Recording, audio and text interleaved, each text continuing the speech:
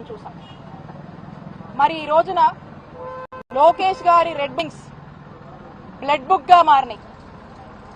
లోకేష్ గారి red book blood book గా మారింది. అధికారంలోకి వీళ్ళు వచ్చిన దగ్గర నుంచి మనం చూసినట్టయితే సామాన్య ప్రజల దగ్గర నుంచి వైఎస్ఆర్ కాంగ్రెస్ పార్టీకి సంబంధించినటువంటి దాదాపు యాక్టివ్ గా ఉండేటువంటి ప్రతి గురించి మనం చూసుకున్నట్టయితే 2500 మంది వైఎస్ఆర్ కాంగ్రెస్ పార్టీ నాయకుల మీద అక్రమ కేసులు నమోదు చేశారు. దాదాపు 800 మంది మీద వైఎస్ఆర్ కాంగ్రెస్ పార్టీకి చెందిన వాళ్ళ మీద హత్యాయత్నం జరిగింది.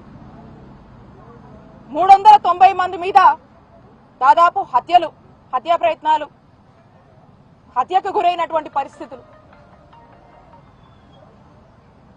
700 మంది మీద సోషల్ మీడియా యాక్టివిస్టుల మీద అక్రమ కేసులు నమోదు చేశారు. అది ఎంతవరకు వచ్చిందంటే ఇక్కడ ఉన్నటువంటి మీలాంటి జర్నలిస్టుల వరకు కూడా 70 మందికి పైగా జర్నలిస్టులను కూడా మరి ఈ రెడ్ బుక్ చేరుకుంది. ఈ విధంగా ప్రతి సామాన్యుడి దగ్గర నుంచి కూడా ఎవ్వరికీ రక్షణ లేకుండా వైఎస్ఆర్ కాంగ్రెస్ పార్టీకి సంబంధించినటువంటి మాజీ ఎమ్మెల్యేలను, మాజీ ఎంపీలను, మాజీ మంత్రులను, ఐఏఎస్లను, ఐపీఎస్లను, ఆఖరికి మీ జర్నలిస్టుల దాకా కూడా మరి ఈ రెడ్ బుక్ ఏ విధంగా ప్రభావం చూపుతుందో ఒకసారి రాష్ట్ర ప్రజలు అర్థం చేసుకోవాలి. ఇది ఎంతలా అంటే దీన్ని బ్లడ్ బుక్ అని నేను ఎందుకు అంటున్నానంటే ఇదే పల్నాడు జిల్లాలో అలా గవర్నమెంట్ మారింది, కూటమి ప్రభుత్వం అధికారంలోకి వచ్చింది. ఏ విధంగా ఇక్కడ ఉన్నటువంటి మన రియాజ్ని,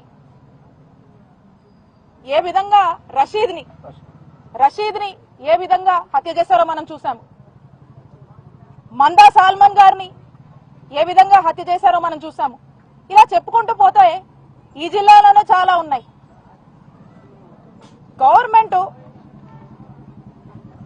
వీళ్ళు వచ్చిన దగ్గర నుంచి కూడా ఎంతసేపు వీళ్ళు పోలీసులకు అప్పగించినటువంటి రెస్పాన్సిబిలిటీస్, ఈ వైఎస్ఆర్ కాంగ్రెస్ పార్టీ వాళ్ళు ఎవరు యాక్టివ్గా ఉన్నారు, ఎప్పుడెప్పుడు దొరుకుతారు, ఎక్కడెక్కడ కార్యక్రమాల్లో యాక్టివ్ పార్టిసిపేట్ చేస్తున్నారు, ఏదో విధంగా వాళ్ళ మీద కేసులు పెట్టండి, అక్రమ కేసులు కట్టండి, అరెస్టులు చేయండి, జైలు పాలు చేయండి.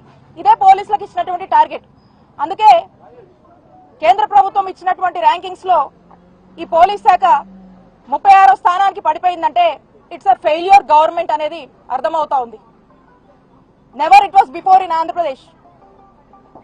ఈ రోజున మీ శాఖ ఈ స్థాయికి దిగజారి ఇంత ఫెయిల్యూర్ ర్యాంకింగ్ కి వెళ్ళిందంటే దానికి కారణం మీ రెడ్ బుక్, మీరు ఇంప్లిమెంట్ చేస్తున్నటువంటి రెడ్ బుకే. ఎందుకంటే సామాన్య ప్రజలకు న్యాయం చేసేది మీరు ఎప్పుడో పక్కన పెట్టేశారు.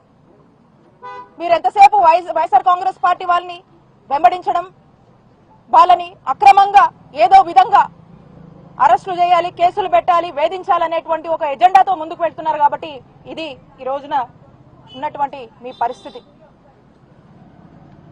ఇక్కడి విషయానికి వస్తే ఇక్కడ ఈ నియోజకవర్గంలో విడుదల రజనీ గారు ఈ రోజున నియోజకవర్గంలో ఇక్కడ యాక్టివ్గా ఉన్నారు. వీళ్ళు అధికారంలోకి వస్తేనంట ఇక్కడ అపోజిషన్ వాయిస్ ఉండొద్దంట,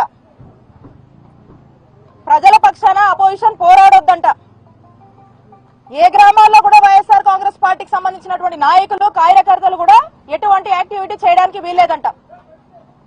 నేను బయటకు వస్తే విద్యుత్ పోరని చెప్పేసి మా వైఎస్ఆర్ కాంగ్రెస్ పార్టీ ఒక పిలుపునిస్తే, అరే ప్రజలకు విద్యుత్ ఛార్జీలు పెరిగినాయి, వాళ్ళు చాలా ఇబ్బందుల్లో ఉన్నారు, ఇది ఒక రిప్రజెంటేషన్ ఇద్దామని చెప్పి ఎలక్ట్రిసిటీ ఆఫీస్కి వెళ్లి ప్రజలకు ఇబ్బందులు అవుతున్నాయి, ప్రజలు ఇబ్బంది పడుతున్నారు, విద్యుత్ ఛార్జీలు తగ్గించండి అని చెప్పి ఒక రిప్రజెంటేషన్ ఇస్తే విడుదల రజనీ మీద కేసు కడతారు, వాళ్ళ కార్యకర్తల మీద కేసు కడతారు.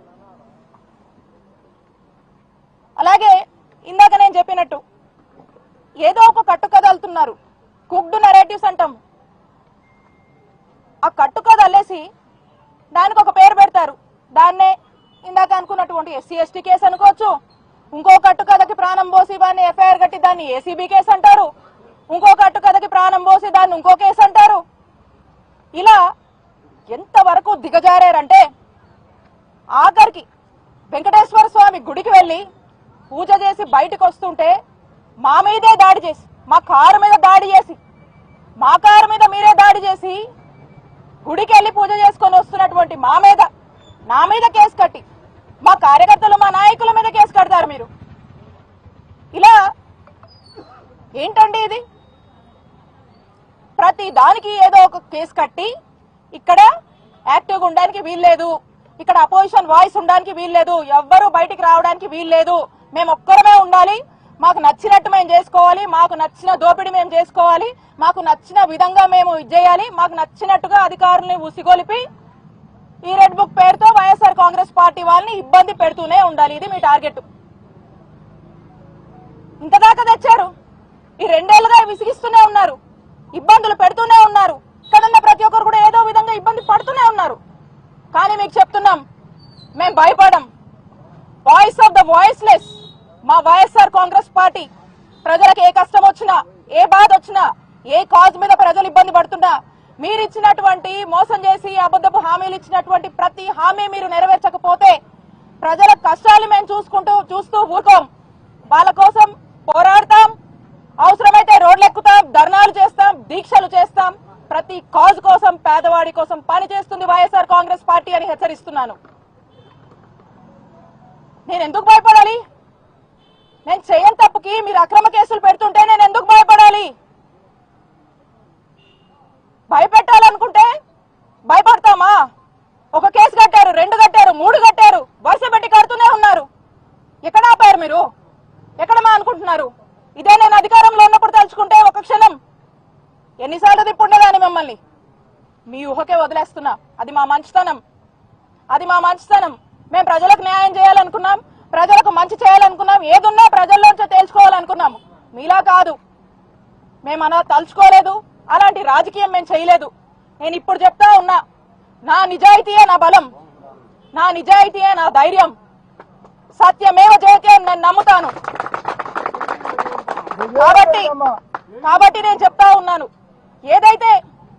ఏదైతే అందరికీ తెలుసు, అందరూ నమ్ముతారు, మన పెద్దలు కూడా అంటుంటారు, ఏదైతే ఒక విత్తనం మనం నాటుతామో అదే ఒక చెట్టు అవుతుంది అనే ఒక నానుడుంది.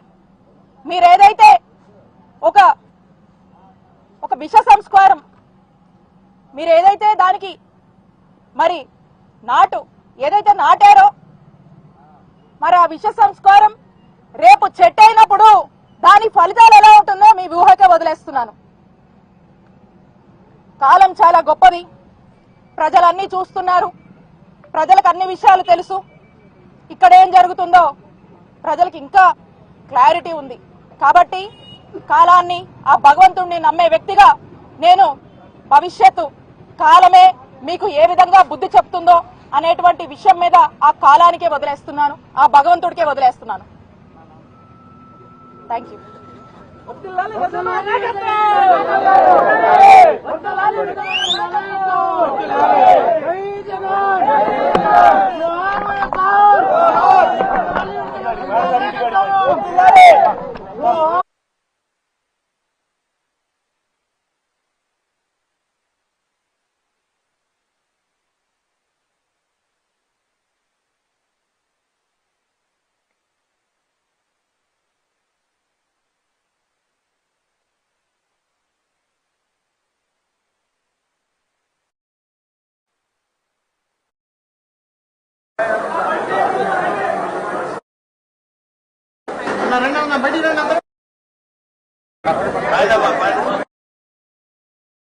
అలా బయట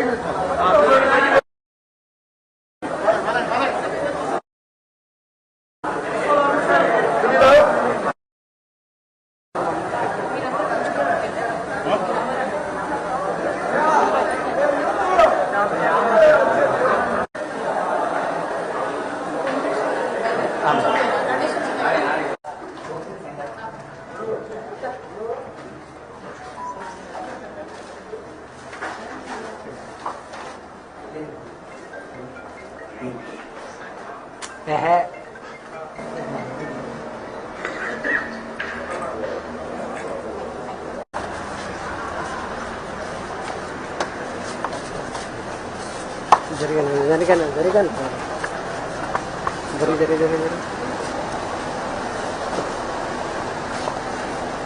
రండి కూర్చోండి.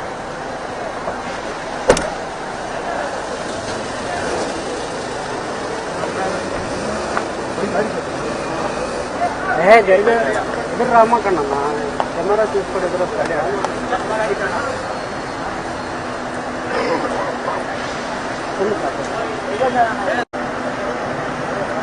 హలో ఇవానే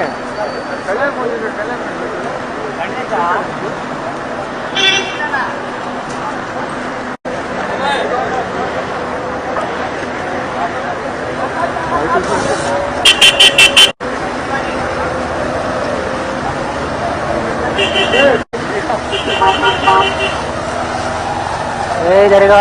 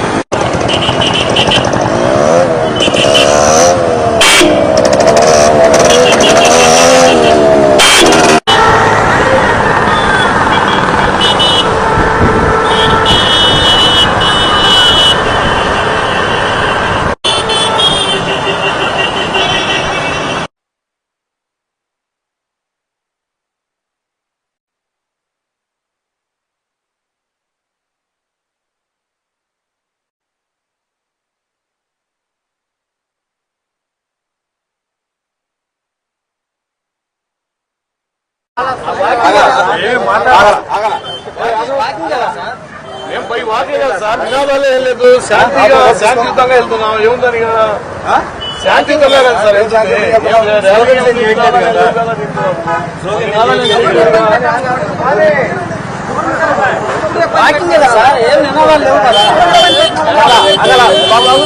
అడుగుతున్నారు మేము నినాదాలు చేద్దాం అయిపోతాం.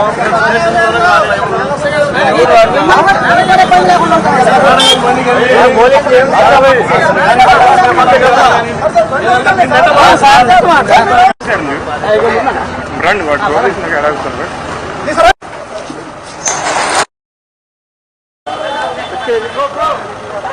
నెలకు వచ్చి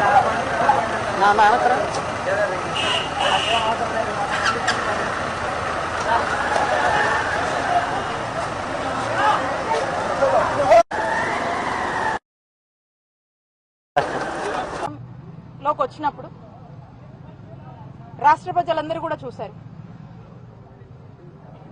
ఎక్కడ పడితే అక్కడ రోడ్డు మీద రెడ్ బుక్ హోర్డింగ్స్ అనేవి మనకు దర్శనం ఇచ్చాయి. లోకేష్ గారి రెడ్ బుక్ హోర్డింగ్స్ ని అందరం కూడా చూసాం.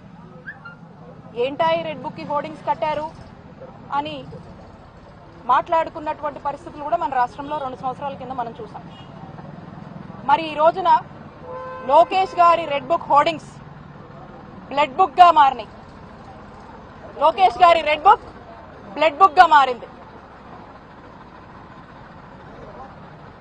అధికారంలోకి వీళ్ళు వచ్చిన దగ్గర నుంచి మనం చూసినట్టయితే సామాన్య ప్రజల దగ్గర నుంచి వైఎస్ఆర్ కాంగ్రెస్ పార్టీకి సంబంధించినటువంటి దాదాపు యాక్టివ్ గా ఉండేటువంటి ప్రతి ఒక్కరి గురించి మనం చూసుకున్నట్టయితే 2500 మంది వైఎస్ఆర్ కాంగ్రెస్ పార్టీ నాయకుల మీద అక్రమ కేసులు నమోదు చేశారు. దాదాపు 800 మంది మీద వైఎస్ఆర్ కాంగ్రెస్ పార్టీకి చెందిన వాళ్ళ మీద హత్యాయత్నం జరిగింది.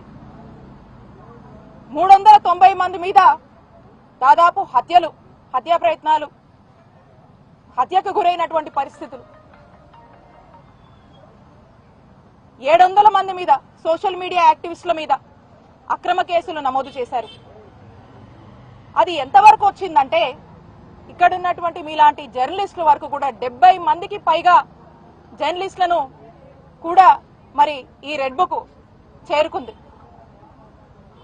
ఈ విధంగా ప్రతి సామాన్యుడి దగ్గర నుంచి కూడా ఎవ్వరికీ రక్షణ లేకుండా వైఎస్ఆర్ కాంగ్రెస్ పార్టీకి సంబంధించినటువంటి మాజీ ఎమ్మెల్యేలను, మాజీ ఎంపీలను, మాజీ మంత్రులను, ఐఏఎస్లను, ఐపీఎస్లను, ఆఖరికి మీ జర్నలిస్టుల దాకా కూడా మరి రెడ్ బుక్ ఏ విధంగా ప్రభావం చూపుతుందో ఒకసారి రాష్ట్ర ప్రజలు అర్థం చేసుకోవాలి. ఇది ఎంతలా అంటే దీన్ని బ్లడ్ బుక్ అని నేను ఎందుకు అంటున్నానంటే ఇదే పల్నాడు జిల్లాలో అలా గవర్నమెంట్ మారింది, కూటమి ప్రభుత్వం అధికారంలోకి వచ్చింది. ఏ విధంగా ఇక్కడ ఉన్నటువంటి మన రియాజ్ని, ఏ విధంగా రషీద్ని ఏ విధంగా హత్య చేశారో మనం చూసాము. మందా సాల్మన్ గారిని ఏ విధంగా హత్య చేశారో మనం చూసాము. ఇలా చెప్పుకుంటూ పోతే ఈ జిల్లాలోనే చాలా ఉన్నాయి. గవర్నమెంట్ వీళ్ళు వచ్చిన దగ్గర నుంచి కూడా ఎంతసేపు వీళ్ళు పోలీసులకు అప్పగించినటువంటి రెస్పాన్సిబిలిటీస్, ఈ వైఎస్ఆర్ కాంగ్రెస్ పార్టీ వాళ్ళు ఎవరు యాక్టివ్గా ఉన్నారు, ఎప్పుడెప్పుడు దొరుకుతారు, ఎక్కడెక్కడ కార్యక్రమాల్లో యాక్టివ్ పార్టిసిపేట్ చేస్తున్నారు, ఏదో విధంగా వాళ్ళ మీద కేసులు పెట్టండి, అక్రమ కేసులు కట్టండి, అరెస్టులు చేయండి, జైలు పాలు చేయండి. ఇదే పోలీసులకు ఇచ్చినటువంటి టార్గెట్. అందుకే కేంద్ర ప్రభుత్వం ఇచ్చినటువంటి ర్యాంకింగ్స్ లో ఈ పోలీస్ శాఖ 36వ స్థానానికి పడిపోయిందంటే ఇట్స్ అ ఫెయిల్యూర్ గవర్నమెంట్ అనేది అర్థమవుతా ఉంది. Never it was before in Andhra Pradesh. ఈ రోజున మీ శాఖ ఈ స్థాయికి దిగజారి ఇంత ఫెయిల్యూర్ ర్యాంకింగ్ కి వెళ్ళిందంటే దానికి కారణం మీ రెడ్ బుక్, మీరు ఇంప్లిమెంట్ చేస్తున్నటువంటి రెడ్ బుక్. ఎందుకంటే సామాన్య ప్రజలకు న్యాయం చేసేది మీరు ఎప్పుడో పక్కన పెట్టేశారు. మీరు ఎంతసేపు వైఎస్ఆర్ కాంగ్రెస్ పార్టీ వాళ్ళని వెంబడించడం, వాళ్ళని అక్రమంగా ఏదో విధంగా అరెస్టులు చేయాలి, కేసులు పెట్టాలి, వేధించాలనేటువంటి ఒక ఎజెండాతో ముందుకు వెళ్తున్నారు. కాబట్టి ఇది ఈ రోజున ఉన్నటువంటి మీ పరిస్థితి. ఇక్కడి విషయానికి వస్తే ఇక్కడ ఈ నియోజకవర్గంలో విడుదల రజనీ గారు ఈ రోజున నియోజకవర్గంలో ఇక్కడ యాక్టివ్గా ఉన్నారు. వీళ్ళు అధికారంలోకి వస్తేనంట ఇక్కడ అపోజిషన్ వాయిస్ ఉండొద్దంట, ప్రజల పక్షాన అపోజిషన్ పోరాడొద్దంట, ఏ గ్రామాల్లో కూడా వైఎస్ఆర్ కాంగ్రెస్ పార్టీకి సంబంధించినటువంటి నాయకులు, కార్యకర్తలు కూడా ఎటువంటి యాక్టివిటీ చేయడానికి వీల్లేదంట. నేను బయటకు వస్తే విద్యుత్ పోరం చెప్పేసి మా వైఎస్ఆర్ కాంగ్రెస్ పార్టీ ఒక పిలుపునిస్తే, అరే ప్రజలకు విద్యుత్ ఛార్జీలు పెరిగినాయి, వాళ్ళు చాలా ఇబ్బందుల్లో ఉన్నారు, ఇది ఒక రిప్రజెంటేషన్ ఇద్దామని చెప్పి ఎలక్ట్రిసిటీ ఆఫీస్ కి వెళ్లి ప్రజలకు ఇబ్బందులు అవుతున్నాయి, ప్రజలు ఇబ్బంది పడుతున్నారు, విద్యుత్ ఛార్జీలు తగ్గించండి అని చెప్పి ఒక రిప్రజెంటేషన్ ఇస్తే విడుదల రజనీ మీద కేసు కడతారు, వాళ్ళ కార్యకర్తల మీద కేసు కడతారు. అలాగే ఇందాక నేను చెప్పినట్టు ఏదో ఒక కట్టుకథ అల్లుతున్నారు, కుక్డ్ నెరేటివ్స్ అంటాం. ఆ కట్టుకథ అల్లేసి దానికి ఒక పేరు పెడతారు. దాన్నే ఇందాక అనుకున్నటువంటి ఎస్సీ ఎస్టీ కేసు అనుకోవచ్చు, ఇంకో కట్టుకథకి ప్రాణం పోసి దాన్ని ఎఫ్ఐఆర్ కట్టి దాన్ని ఏసీబీ కేసు అంటారు, ఇంకో కట్టుకథకి ప్రాణం పోసి దాన్ని ఇంకో కేసు అంటారు. ఇలా ఎంతవరకు దిగజారారంటే ఆఖరికి వెంకటేశ్వర స్వామి గుడికి వెళ్లి పూజ చేసి బయటకు వస్తుంటే మా మీదే దాడి చేసి, మా కారు మీద దాడి చేసి, మా కారు మీద మీరే దాడి చేసి గుడికి వెళ్లి పూజ చేసుకొని వస్తున్నటువంటి నా మీద కేసు కట్టి మా కార్యకర్తలు, మా నాయకుల మీద కేసు కడతారు మీరు. ఇలా ఏంటండి ఇది? ప్రతి దానికి ఏదో ఒక కేసు కట్టి ఇక్కడ యాక్టివ్గా ఉండడానికి వీల్లేదు, ఇక్కడ అపోజిషన్ వాయిస్ ఉండడానికి వీల్లేదు, ఎవ్వరూ బయటికి రావడానికి వీల్లేదు, మేము ఒక్కరమే ఉండాలి, మాకు నచ్చినట్టు మేము చేసుకోవాలి, మాకు నచ్చిన దోపిడీ మేము చేసుకోవాలి, మాకు నచ్చిన విధంగా మేము ఇచ్చేయాలి, మాకు నచ్చినట్టుగా అధికారుల్ని ఉసిగొలిపి ఈ రెడ్ బుక్ పేరుతో వైఎస్ఆర్ కాంగ్రెస్ పార్టీ వాళ్ళని ఇబ్బంది పెడుతూనే ఉండాలి. ఇది మీ టార్గెట్. ఇంతదాకా తెచ్చారు. ఈ 2 ఏళ్లుగా విసిగిస్తూనే ఉన్నారు, ఇబ్బందులు పెడుతూనే ఉన్నారు. ఇక్కడున్న ప్రతి ఒక్కరు కూడా ఏదో విధంగా ఇబ్బంది పడుతూనే ఉన్నారు. కానీ మీకు చెప్తున్నాం, మేము భయపడం. వాయిస్ ఆఫ్ ద వాయిస్లెస్ మా వైఎస్ఆర్ కాంగ్రెస్ పార్టీ. ప్రజలకు ఏ కష్టం వచ్చినా, ఏ బాధ వచ్చినా, ఏ కాజ్ మీద ప్రజలు ఇబ్బంది పడుతున్నా, మీరు ఇచ్చినటువంటి మోసం చేసి అబద్ధపు హామీలు ఇచ్చినటువంటి ప్రతి హామీ మీరు నెరవేర్చకపోతే ప్రజల కష్టాలు మేము చూస్తూ ఊరుకోం. వాళ్ళ కోసం పోరాడతాం, అవసరమైతే రోడ్లు ఎక్కుతాం, ధర్నాలు చేస్తాం, దీక్షలు చేస్తాం.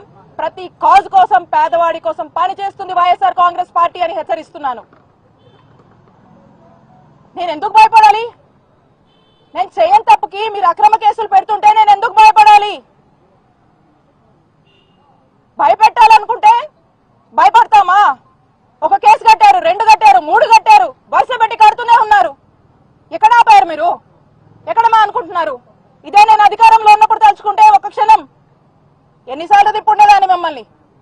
మీ ఊహకే వదిలేస్తున్నా. అది మా మంచితనం. మేము ప్రజలకు న్యాయం చేయాలనుకున్నాం, ప్రజలకు మంచి చేయాలనుకున్నాం, ఏదున్నా ప్రజల్లోంచి తేల్చుకోవాలనుకున్నాం. మీలా కాదు. మేము అలా తలుచుకోలేదు, అలాంటి రాజకీయం మేము చేయలేదు. నేను ఇప్పుడు చెప్తా ఉన్నా, నా నిజాయితీయే నా బలం, నా నిజాయితీయే నా ధైర్యం. సత్యమేవ జయతే అని నేను నమ్ముతాను. కాబట్టి నేను చెప్తా ఉన్నాను, ఏదైతే అందరికీ తెలుసు, అందరూ నమ్ముతారు, మన పెద్దలు కూడా అంటూ ఉంటారు, ఏదైతే ఒక విత్తనం మనం నాటుతామో అదే ఒక చెట్టు అవుతుంది అనే ఒక నానుడు ఉంది. మీరేదైతే ఒక విష సంస్కారం, మీరేదైతే దానికి మరి ఏదైతే నాటారో మరి ఆ విష సంస్కారం రేపు చెట్టు అయినప్పుడు దాని ఫలితాలు ఎలా ఉంటుందో మీ ఊహకే వదిలేస్తున్నాను. కాలం చాలా గొప్పది. ప్రజలన్నీ చూస్తున్నారు, ప్రజలకు అన్ని విషయాలు తెలుసు. ఇక్కడ ఏం జరుగుతుందో ప్రజలకు ఇంకా క్లారిటీ ఉంది. కాబట్టి కాలాన్ని, ఆ భగవంతుణ్ణి నమ్మే వ్యక్తిగా నేను భవిష్యత్తు కాలమే మీకు ఏ విధంగా బుద్ధి చెప్తుందో అనేటువంటి విషయం మీద ఆ కాలానికే వదిలేస్తున్నాను, ఆ భగవంతుడికే వదిలేస్తున్నాను. Thank you.